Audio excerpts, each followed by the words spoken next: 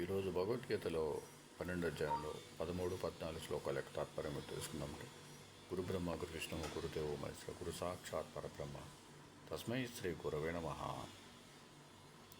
13వ శ్లోకం. అద్వేష్టా సర్వభూతానాం మైత్రః కరుణ ఏవ చ నిర్మమో నిరహంకారః సమదుఃఖ సుఖః క్షమి.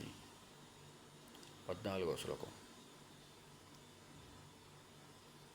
సంతుష్ట సతతం యోగి యతాత్మా దృఢనిశ్చయః మయ్యర్పిత మనోబుద్ధి యో మద్భక్తః స మే ప్రియః. తాత్పర్యం.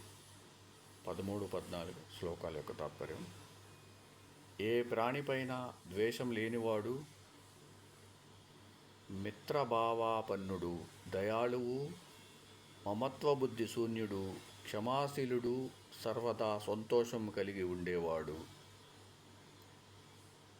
సమాహిత చిత్తుడు, సంయత స్వభావుడు, తత్వ విషయాలలో దృఢ నిశ్చయం గలవాడు, మనోబుద్ధులను నాకు అర్పించినవాడు అయిన భక్తుడు నాకు ప్రియతముడు.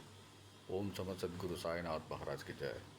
ఓం సమ సద్గురు భరద్వాజ్ మహారాజ్ కి జయ. ఓం నమో వాసుదేవాయ నమః.